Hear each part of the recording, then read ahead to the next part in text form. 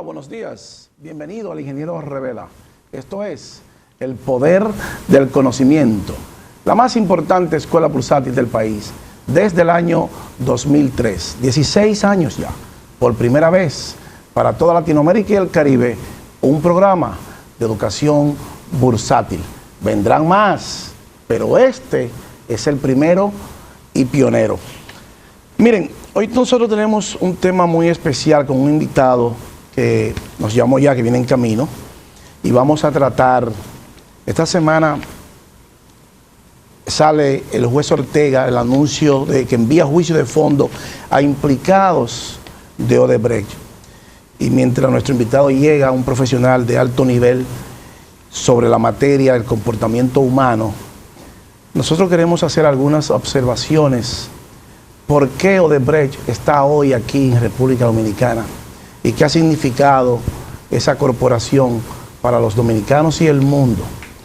Una corporación totalmente corrupta, donde todos sus ejecutivos, absolutamente todos sus ejecutivos, no hay uno solo que sirva, son todos ladrones, que donde quieran que han ido han estafado a todos los países que ellos han ido y que han mandado a su corporación a delinquir, porque es una asociación, una banda de delincuentes, lo que es esa corporación.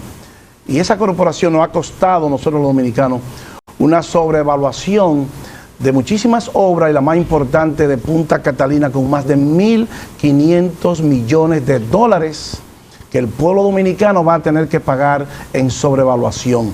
Nosotros queremos tratar todos esos temas, el socialismo del siglo XXI, por qué llega Odebrecht hasta aquí, hasta la República Dominicana, y cuáles fueron los países que Odebrecht fue y que pagó sobornos, todos comprobados. O sea que cuando usted defienda a cualquier partido, cualquier presidente, en este caso donde se origina Odebrecht, en Brasil, con el expresidente Lula da Silva, vamos a ver cuánto recibió Lula da Silva, los brasileños, Brasil como país, que fue el que más pagos recibió en dinero. Y vamos a trazar también la línea del lavado de 3 niveles de activos, de ejecutivos de Petrobras, que fueron los que contrataron a Odebrecht. Vamos a tratar todos esos temas con un brillante profesional que nos acompaña ya, que es escritor, que es maestro, sociólogo, un intelectual, y es el director del periódico La Información. Me acompaña el licenciado don Emanuel Castillo. Todos esos temas, el socialismo del siglo XXI, la democracia confundida, quién es Odebrecht, Petrobras, Lula da Silva, Hugo Chávez, Nicolás Maduro, la República Dominicana, cuánto se robaron y por qué hoy está Odebrecht aquí y están estas personas en el banquillo de los acusados. No se vaya, el Ingeniero Revela continúa en breve. Pausamos.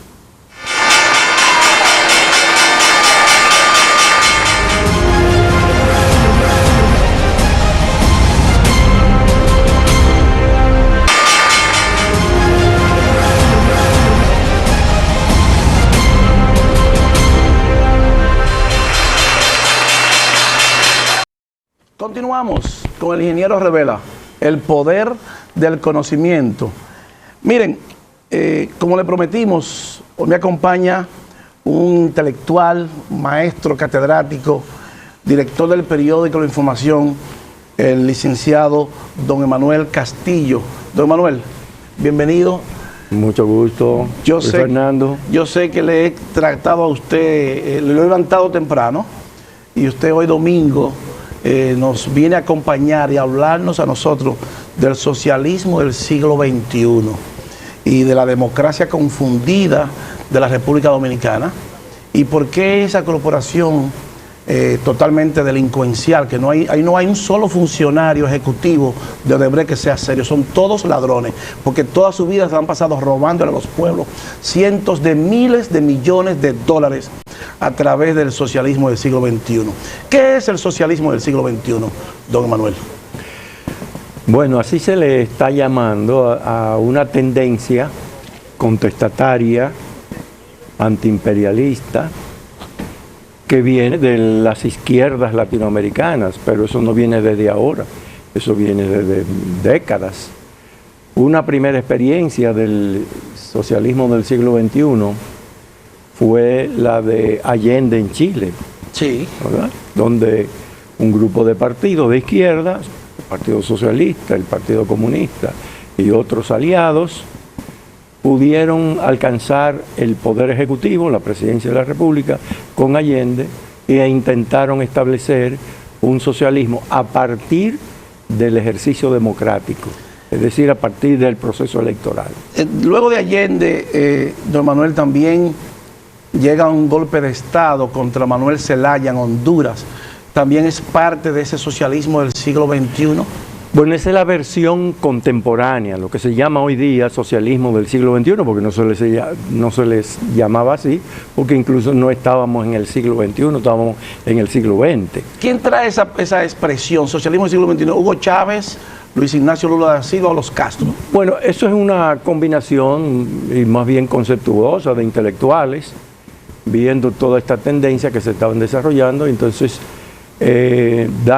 visto que se trata de una tendencia insertada en el siglo XXI, entonces se le llamó socialismo del siglo XXI. O sea, el socialismo del siglo XXI, una tendencia de alcanzar el poder ejecutivo a través de elecciones libres. Democráticas, sí. Entre comillas, vamos a decir democráticas. Bueno, la democracia que conocemos. Ok, pero entonces, ¿qué pasa? Que en todos los países donde se aplicó el socialismo del siglo XXI, ha habido una corrupción exorbitante, enorme corrupción, grandes desfalcos de cientos de miles de millones de dólares, comenzando con Brasil.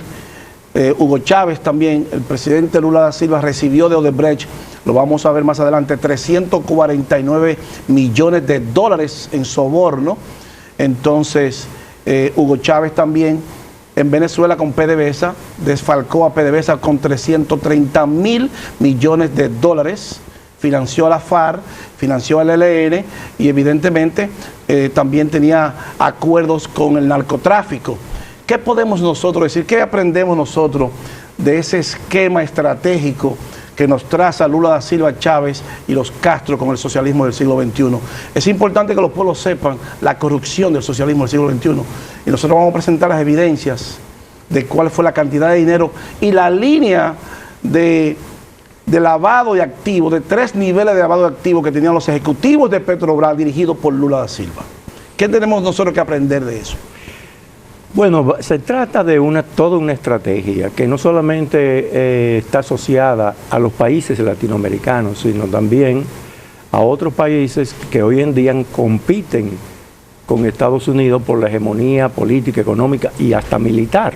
O sea, estamos hablando de poder. Entonces. Estamos hablando de una lucha de poderes globales protagonizada por Estados Unidos como país hegemónico del capitalismo con mucha fuerza militar, es el líder en esa materia, pero estamos hablando también de Rusia, que tiene una capacidad bélica comparable a Estados Unidos.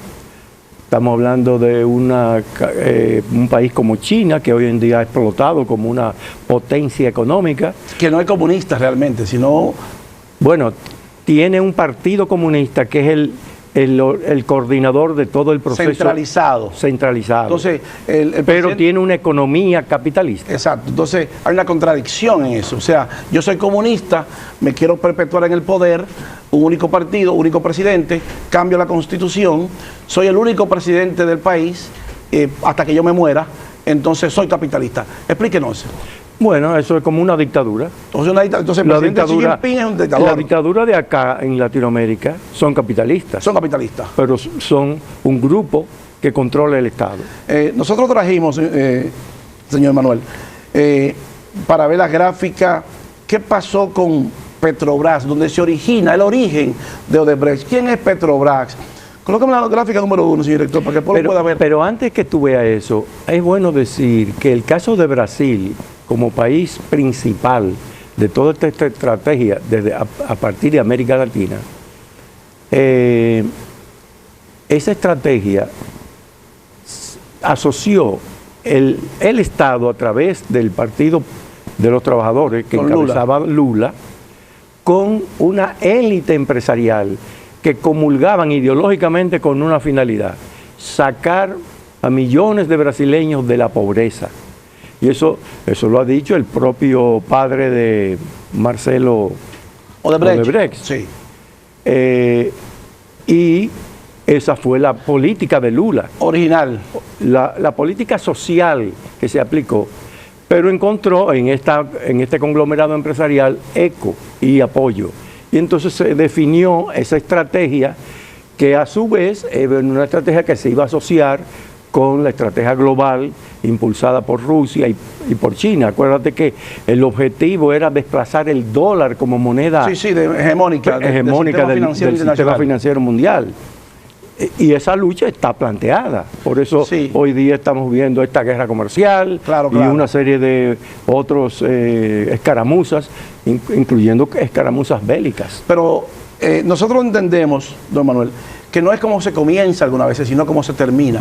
Es cierto que se invirtió en obras sociales en Brasil, pero ese es el trabajo del presidente de una nación. El trabajo del presidente nuestro, yo siempre lo he dicho, no es tener una paletera en la 30 de marzo con Calle El Sol. El trabajo del presidente nuestro y de los pueblos es invertir en la sociedad dominicana, invertir en su pueblo. Claro. Ese es el trabajo. Para eso nosotros lo contratamos, para eso le pagamos muchísimo dinero y para eso le votamos cada 4 años para que haga ese trabajo. Entonces, pero no es para que se roben, porque el Brasil, ese grupo de Lula da Silva, lavó 11.000 millones de dólares. Entonces, ellos comenzaron bien, pero se lo robaron todo. Hugo Chávez comenzó bien, pero se lo robó todo. Yo quiero que usted vea, me analice esto. Colóqueme la gráfica número 1, señor director, para que veamos cómo comienza todo. Fíjese, Petrobras pagará 2.950 millones de dólares en juicio a Estados Unidos para evitar ir a juicio. O sea, quien destapa Petrobras es Wall Street. Sí. Porque Petrobras se cotiza en bolsa, inmediatamente usted se cotiza en bolsa. Petrobras y las demás multinacionales. Inmediatamente usted entra a la bolsa, pues ya usted pertenece, usted está bajo la jurisdicción de las leyes federales norteamericanas. Y por eso... Y bajo el marco del comercio internacional. Entonces, ¿qué hacían ellos? Que colocaban las acciones, conseguían el dinero en Wall Street, entonces iban a los países a pagar sobornos. Eso lo hizo Lula con Odebrecht y lo hizo Chávez con PDVSA. Entonces, ¿cuál es el objetivo final de esas corporaciones que vienen a nuestros pueblos a desfalcarnos? Y todavía vemos medios de comunicación que defienden ese tipo de gobierno corrupto y ladrones, que se lo han robado todo, no han dejado nada al pueblo de Venezuela ni al pueblo de Brasil, todos ellos se lo robaron.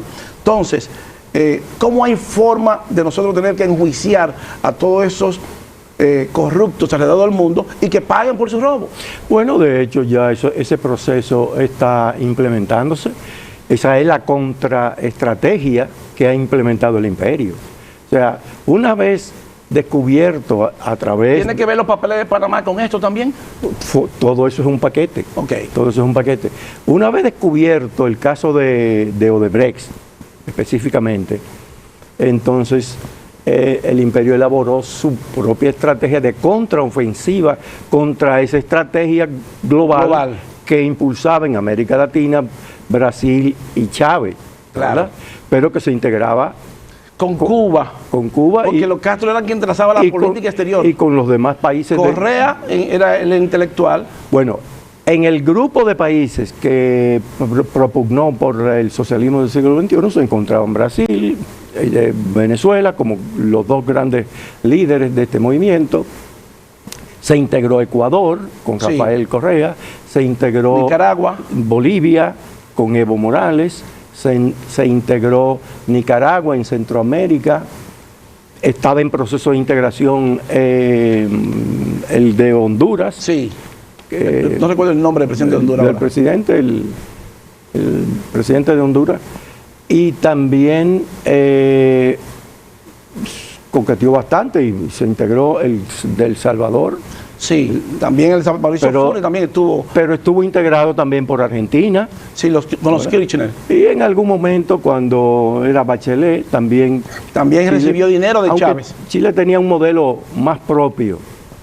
más independientes de esta estrategia. Mire, por eso, y Perú.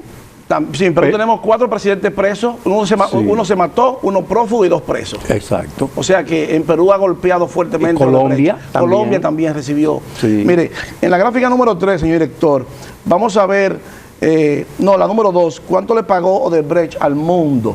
A los 12 países que fue, ahí los vemos. Acércanos más, señor director, por favor. Pago de Odebrecht, bájala un poquitico, para que veamos, bájalo más. Para que nosotros podamos ver, bájelo, señor director. ¿Quién dice el encabezado? Exactamente, el Departamento de Justicia de Estados Unidos, Odebrecht, por países, pago de sobornos, eso lo da el Departamento de Estado de Estados Unidos. Brasil recibió 349 millones de dólares, Venezuela 98, República Dominicana 92, Panamá 59, Argentina 35, Ecuador 33.5 millones, Perú 29, Guatemala 18, Colombia 11 y México 10.5 millones. O sea, donde quiera que iba Odebrecht, evidentemente iba a pagar soborno, a financiar las campañas de los políticos. Fíjate, Luis Fernández, eso era parte de la estrategia. La estrategia brasileña venezolana era aplicar soborno a través de esas multinacionales. Que ya se sabían quién iba a ganar la licitación, pues ya pagaban los sobornos. Pero también eso se complementaba con el financiamiento de campaña. Claro. Y eso se financiaba con la sobrevaluación de las obras. Eran 3 componentes. Sí. Soborno, sobrevaluación y financiamiento de campaña. ¿A quién se financiaba?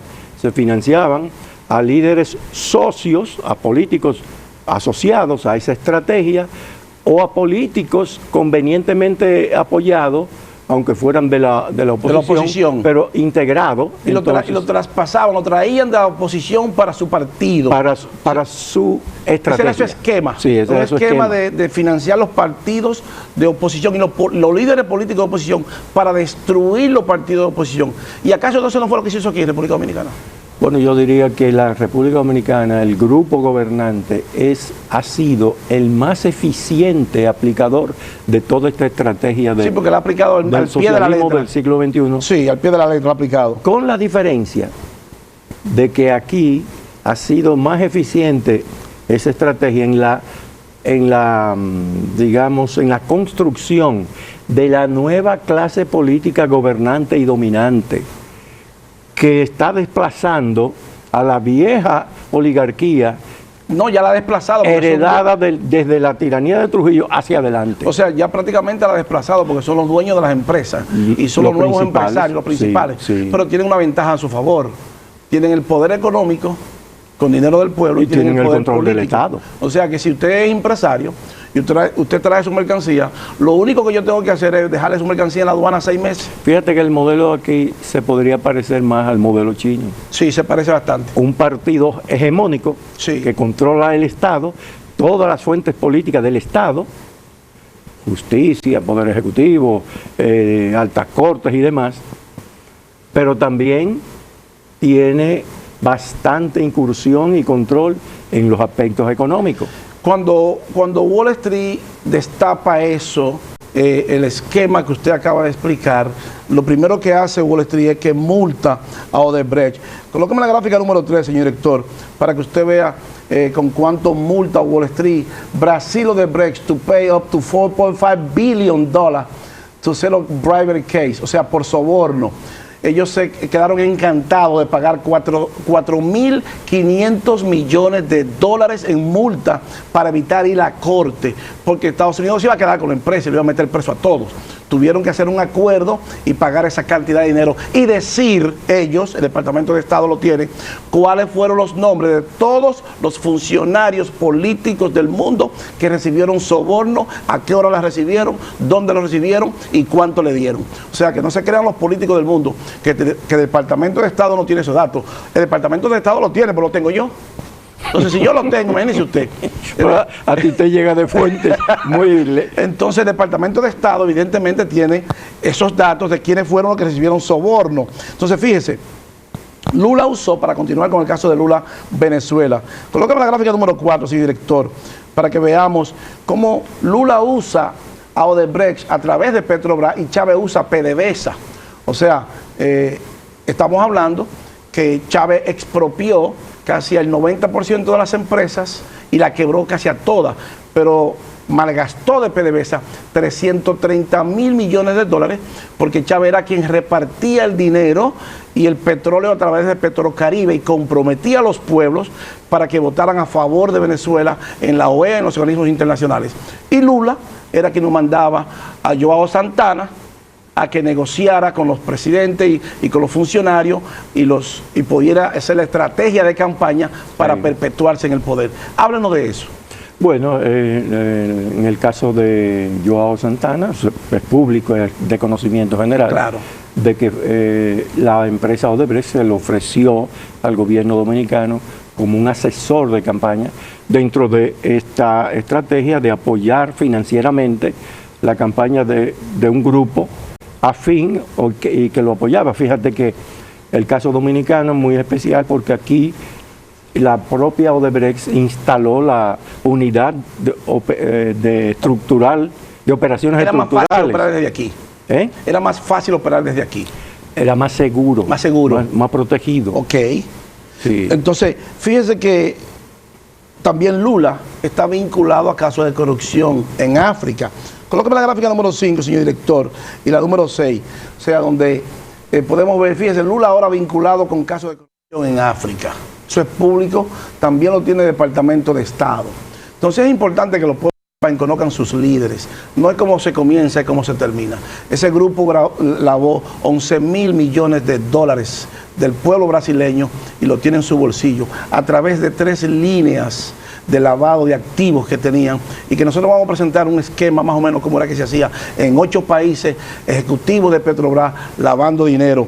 Y la número 6, señor director, para que veamos que Joao Santana también acusa a Lula. Santana reitera que Lula da Silva me dio para Odebrecht. O sea, yo no entiendo cómo todavía hay medios de comunicación alrededor del mundo. Dicen, bueno, usted sacó 48 millones de la pobreza, 36 millones de la pobreza. Pero ese es el trabajo de un presidente. Ahora, el trabajo de un presidente no es robarse 11.000 millones de dólares y que su grupo se robe 11.000 millones de dólares, como se lo robó Chávez, Odebrecht, Petrobras, Lula. O sea, Maduro acaba de robarse ahora 750 millones de dólares en oro que perdió una negociación que hizo con el banco alemán, el Deutsche Bank, y le acaban de confiscar 20 toneladas de oro a Venezuela, Maduro. Entonces, ese no es el trabajo de un presidente.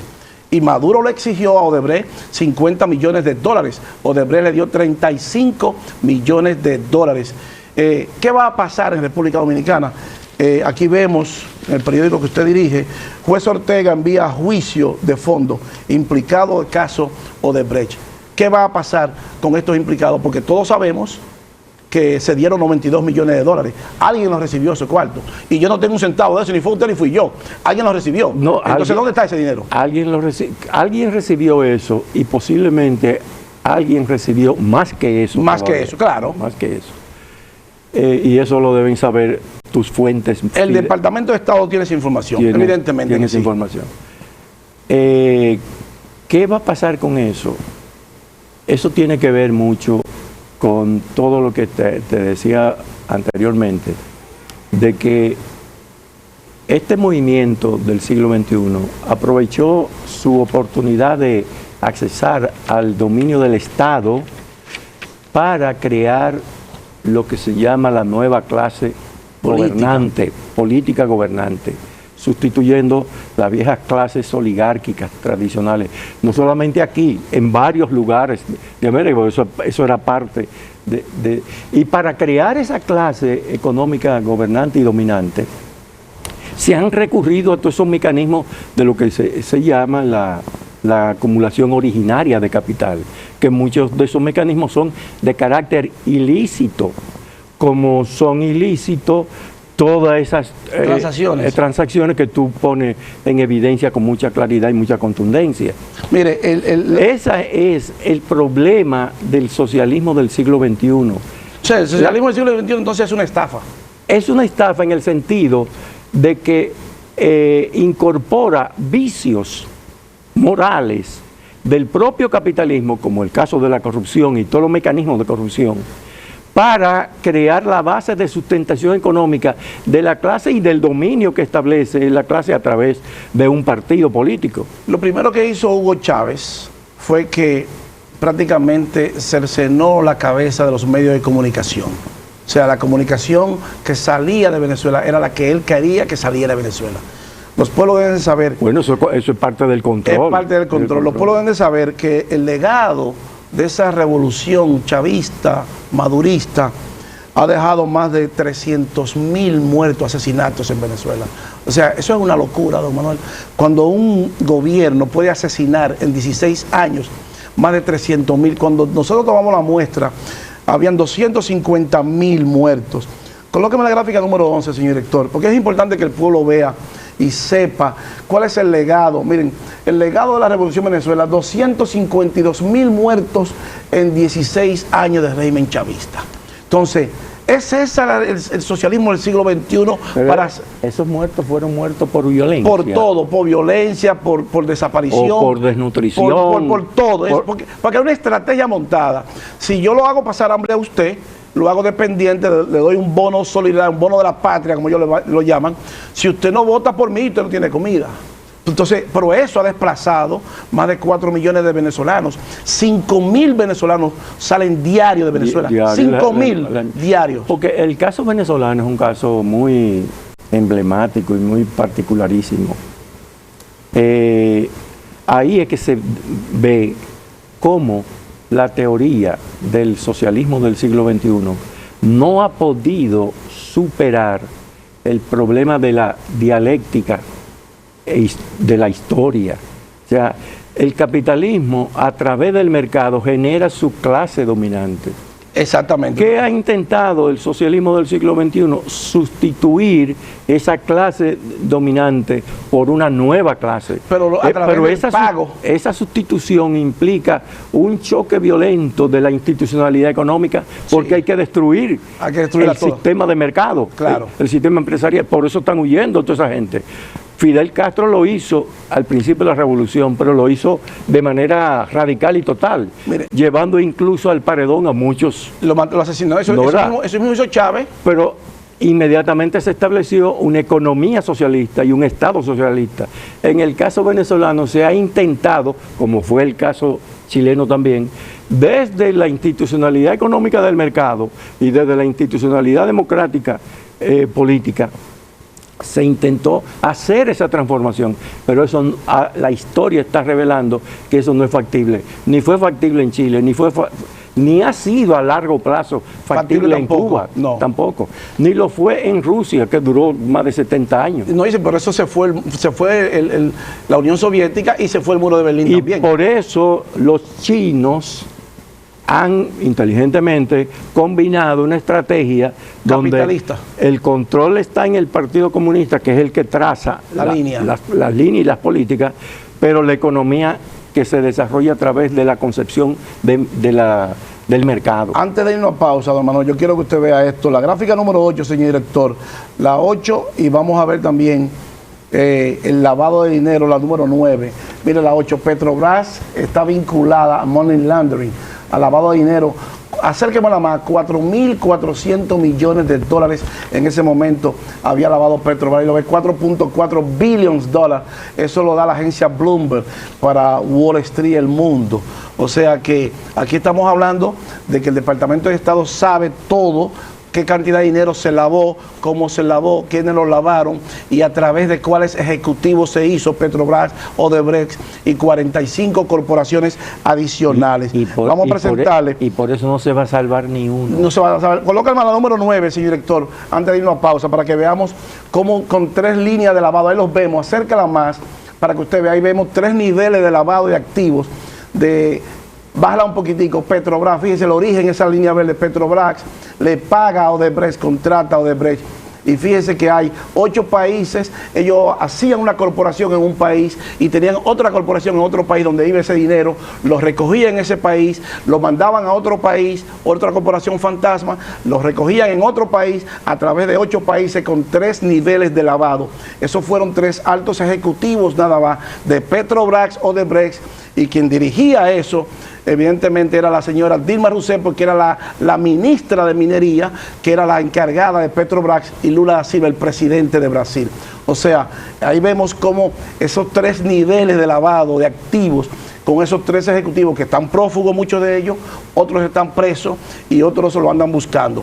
El Departamento de Estado, evidentemente, como usted dice, no se va a salvar uno, porque ellos tienen toda esa información, porque en Estados Unidos hay algo muy importante que se da, y es la conspiración.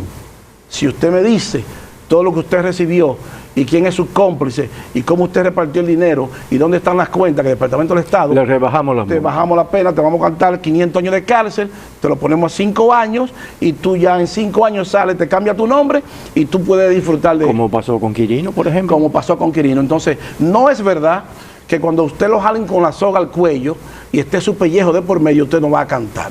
Usted va a cantar. Y al imperio hay que cantarle. ¿Por qué? Porque para eso es Wall Street. Entonces, ¿qué nos deja eso a nosotros, don Emanuel, cuando vemos todo este entramado de cómo se lavaba el dinero, cómo se recoge el dinero y cómo todavía los pueblos veneran a muchos políticos de estos países que son todos ladrones, que no hay uno solo que sirva, son todos ladrones porque se los robaron todos, ahí está la prueba. Y, o sea, es el dinero del pueblo que se han robado. ¿Cómo nos afecta eso a nosotros? Bueno, está afectando a todos los países principales que están involucrados en toda esta estrategia, que fueron beneficiados o perjudicados por la estrategia. Eso, fíjate tú, que una vez que se descubren ese expediente de Petrobras y de Odebrecht y de otras multinacionales, la fábrica de aviones, la otra similar que están operando aquí en Santo Domingo, y en Estados Unidos también están operando. Una vez que se descubre eso, hay toda una contraofensiva que comenzó con el presidente de Honduras. Sí, con Manuel Zelaya. Con Manuel Zelaya, exactamente. Ese fue el primer víctima de la contraofensiva. Luego pasó a Paraguay con el presidente de Paraguay, que era un ex obispo, un ex religioso, que también lo sacaron mediante el expediente del juicio político.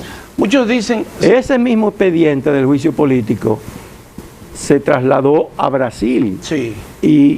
Y esa estrategia, esa contraofensiva, eliminó a Dilma Rousseff y a Lula preso, evidentemente. Y a Lula preso porque era una opción electoral bastante evidente. Sí, porque ya había invertido y había que neutralizarlo. Y a través de la competencia de clases en Argentina también se fueron los Kirchner. Sí, y con la potencial de que gane ella de nuevo, por eso sería un peligro también. Y en Ecuador se fue Rafael Correa y su revolución democrática. También. Mire, don Manuel, usted sabe cómo es el tiempo en televisión, tenemos que irnos a pausa para regresar con usted y hablamos de la democracia dominicana. Usted dice democracia, el Partido Democrático, caudillista, político, solo buscan su interés personal. ¿Cuál ha sido la clase política dominante del país? ¿Y qué beneficioso es para la democracia dominicana esto que está pasando en la región? Todos esos temas los vamos a tratar cuando regresemos de la pausa. No se vaya, el ingeniero Revela continúa.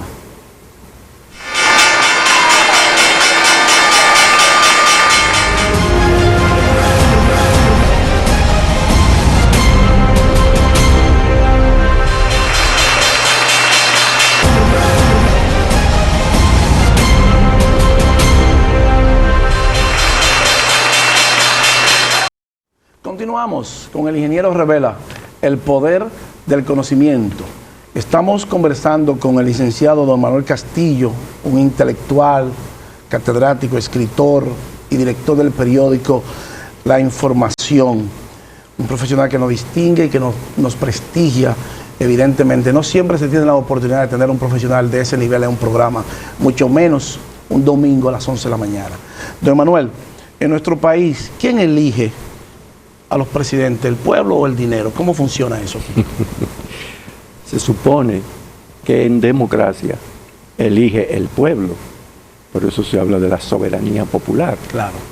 Y el pueblo su poder lo delega en unos representantes, pero muchas veces los representantes no operan en función ni de los intereses, ni de la mentalidad de los pueblos, sino funcionan en términos de los intereses económicos particulares que se han desarrollado a través de la economía, a través del mercado. Entonces, ese criterio democrático de que elige el pueblo muchas veces es distorsionado a través del mercado, y entonces quien elige no es el pueblo sino el dinero. El dinero. Quien tiene el dinero, que es un criterio fáctico, se impone a la voluntad popular, y entonces se convence a través del mecanismo de opinión pública, de campaña, de todos esos mecanismos, se convence al pueblo para que sean los que tienen el dinero los que realmente eligen a los políticos. En este caso particular, en nuestro país, que el próximo año tendremos una contienda electoral y donde dos líderes se están disputando el control de un partido y evidentemente llegar a la presidencia, al Ejecutivo. ¿Qué piensa usted que va a pasar con eso de la reelección? Usted en un editorial suyo dice democracia confundida. Cuando usted dice la democracia confundida, ¿a qué nos referimos? A esa distorsión y una serie de distorsiones que se van produciendo que impide que las elecciones sean libres, transparentes, pulcras, y entonces operan una cantidad de mecanismos fácticos, incluso ilícitos, en la compra de conciencia y en la compra de votos. Esa estrategia del socialismo del siglo XXI, vimos aquí que aquí llegó Joao Santana, llegó Odebrecht, hay un juicio de fondo. ¿Qué tanto ha incidido eso en la población dominicana, en el pueblo en sí? ¿Qué tanto lo hemos asimilado nosotros? ¿Están los dominicanos todavía preparados para eso? Yo diría que aquí no se habla del socialismo del siglo XXI. Que aquí puede hablarse de capitalismo salvaje. En otras palabras, lo que usted me acaba de decir, de quien tiene el dinero. De quien tiene los recursos, que manipula todos los mercados y los mercados electorales y políticos. Aquí no se puede hablar en ese sentido de socialismo del siglo XXI. Aquí lo que ha habido, sí, muy claramente, es el aprovechamiento del paso por el poder de un grupo para convertir a su grupo irrelacionado en la nueva clase económica gobernante y dominante. Y ese es el conflicto que tiene Leonel con Danilo. Con el presidente. Porque el más efectivo articulador de esa conversión, de esa transformación, ha sido precisamente Danilo Medina. Sí, porque el presidente Medina era el armador del presidente Fernández. También. O sea, era quien armaba. El armador, tú lo has dicho muy bien. Sí, era el armador. Es un término futbolístico. Sí, de basquetbol. Y de basquetbol también. El armador ha sido Danilo Medina.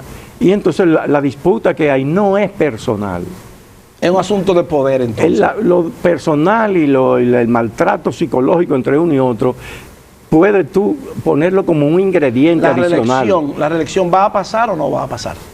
Bueno, yo diría que Danilo Medina ha articulado su proyecto y le ha creado un poder fáctico de tal magnitud que pudiera imponerse. Pero sin embargo, la geopolítica y ese análisis que tú haces es demoledor sobre ese aspecto. Sí, porque Estados Unidos está en contra de eso, porque le trajo un problema inmenso y sabe que tiene que atacar. Por el impacto que tuvo esa estrategia en la bolsa de valores. Sí, porque era un grupo dirigido por Chávez, por Lula y por los Castro, que trazaban la política internacional. Correa era el intelectual, Chávez era el vocero, que fue a la ONU y dijo, me recuerdo de ese discurso, aquí tuvo el diablo ayer, bajo azufre. Entonces, inmediatamente el imperio pues le pone el ojo a Chávez. Hay quienes dicen que fue el imperio que lo terminó de matar. No, hay una teoría que para mí es muy válida. Quien lo terminó de matar fue Nicolás Maduro y los Castro, porque ya Chávez dice, voten por Nicolás Maduro estando vivo, pues ya Nicolás Maduro es el presidente automático. Entonces había que armar quien le daba a Cuba los 110,000 barriles diarios que le regala Venezuela, que se roba Cuba por 45,000 espías cubanos que tiene Venezuela, que le envió a los Castro. Entonces, esa estrategia, al final lo que perseguía era colocar al yuan como moneda hegemónica, por eso se aliaron con China y con Rusia. O sea, China y Rusia porque tienen la bomba atómica y le meten... Incluso se llegó a hablar de un banco mundial nuevo, el ¿no? BRICS, Brasil, Rusia, India, China y Sudáfrica, y que se fundó con la intención de desplazar al FMI y al Banco Mundial. Ese era el objetivo final. Ese es el socialismo del siglo XXI. Volviendo al caso nuestro, aunque el caso de Danilo Medina se proyecta como el gran articulador, el gran armador de ese poder fáctico nuevo que ha surgido, esa nueva clase política. Sin embargo, esa geopolítica atenta contra esa hegemonía. Sí. Y eso es una gran limitante que puede, de la cual se puede derivar un proceso de desestabilización interna. ¿Por qué? Tal como ha pasado en Venezuela, en Argentina y en Brasil. Porque ahora, recuérdense que 30, 40 años atrás, a Wall Street no le importaba lo que pasara en otros países.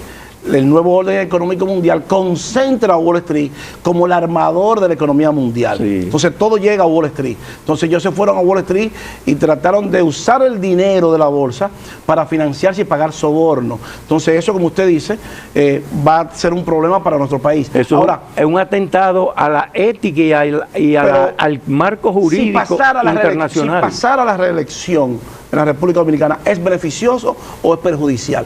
Usted como sociólogo, para el país. No, sería muy perjudicial para el país. ¿Nos atrasa eso cuántos años o nos adelanta? ¿Qué significa eso? No pone en el sendero de una desestabilización que uno no sabe hasta dónde va a llegar. O sea, entonces yo entiendo que lo más lógico sería que tengamos un pueblo convencido de lo que nos puede pasar para que no nos pase lo que pasó en Venezuela.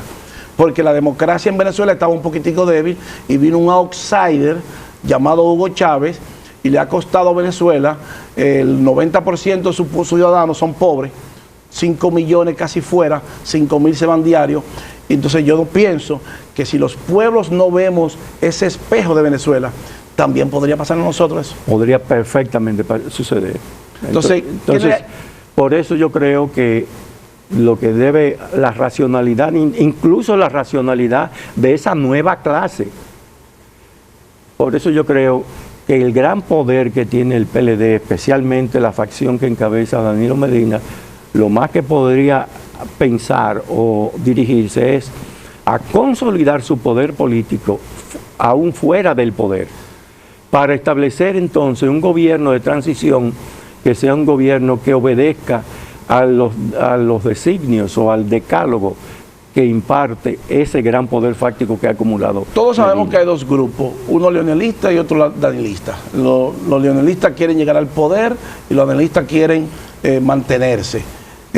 Lo importante de la bolsa es que la bolsa trata y estudia el comportamiento de la psicología de masas. Entonces hay una disyuntiva. De acuerdo a la bolsa, según la bolsa y los mercados y los agentes norteamericanos que están asociados a la bolsa y los intereses de la bolsa, ni Leonel ni Danilo son opciones para ellos. ¿Y entonces qué esperamos nosotros en el próximo año, don Manuel? La gran expectativa es un cambio. ¿Qué pasa con el cambio? Que la oposición tiene la fortaleza para dirigir. Hasta ahora no ha demostrado fortaleza ni coherencia como para ser un sustituto de esa coordinación social que ha establecido el PLD. O sea que entonces usted nos está diciendo que los líderes de oposición no tienen la suficiente capacidad y entereza de dirigir el destino del país. No tienen el suficiente entendimiento, ni capacidad, ni articulación. Porque no tienen una propuesta de gobierno tampoco. Tú que a esta altura un frente unitario único de oposición debería ser una meta elemental de la oposición. Sin embargo, eso no es posible. ¿Y tú sabes por qué no es posible? Porque esa oposición dominicana está acomodada al sistema de dominación establecido por el PLD. Hay quienes dicen, don Manuel, que están los votos para modificar la Constitución de la República. En Estados Unidos, si un congresista coge un solo peso, bajo ese esquema le cantan 200 años de cárcel. En nuestro país, eso es imposible. A mí me gustaría ver que si un congresista... No, en nuestro país se te ríen de eso. Se ríen de eso. Entonces, por eso el imperio no es entonces injerencista. El imperio está defendiendo sus intereses. No, el imperio ha sido injerencista todo el tiempo. Siempre ha sido así, se maneja así. Pero entonces cuando es un asunto de intereses, va a buscar sus intereses porque están lesionando sus intereses. Claro. Entonces, cuando selecciona sus intereses... Por ejemplo, ¿por qué esa posición de Estados Unidos a través de su embajada y del Departamento de Estado? Esa oposición que se ve con esos pronunciamientos contra el gobierno del PLD, en sus dos versiones, Leonel y Danilo. ¿Por qué esa oposición de Estados Unidos? Porque precisamente la estrategia que integró al país, a la estrategia sudamericana del socialismo del siglo XXI, va en contra de los intereses, primero económicos de Estados Unidos, que se vieron excluidos por más de 15 años de participar en los concursos. En las licitaciones. Y luego la influencia política en la conformación de los gobiernos nuestros, que pasó a ser sustituida por Odebrecht. Don Emanuel, el tiempo en televisión se nos acabó el tiempo. Usted tiene 15 segundos para despedirse y una exhortación suya al pueblo dominicano. No, lo que podríamos decir al pueblo dominicano es que elevemos la conciencia política, elevemos el conocimiento sobre todo estos procesos, las fuerzas que están allí, las fuerzas que son posibles, pero las que no son tampoco posibles o viables, para que tengamos una orientación apegada al ideal histórico que han perseguido los buenos dominicanos, como es el establecimiento de un régimen democrático en el país. Don Emanuel Castillo nos acompañó en el día de hoy, nos engalana. Gracias al director del periódico La Información y a ustedes las gracias. Así culminamos el esfuerzo de hoy. El ingeniero Revela llega a su parte final, pero no sin antes agradecerles la gentileza de su atención y decirles, como siempre, que para usted ser un buen inversionista en bolsa de valores, usted necesita conocimientos, disciplina y paciencia. Yo soy Luis Fernando García.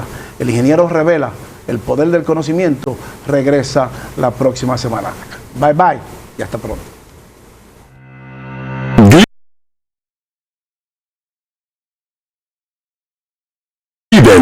Pintura de la más alta calidad para toda necesidad. Presentó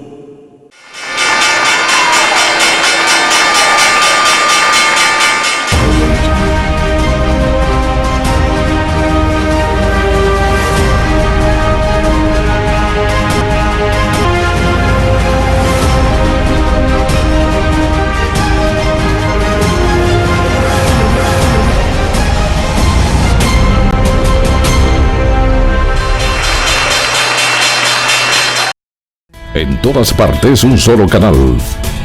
Telecontacto, la nueva era de la televisión.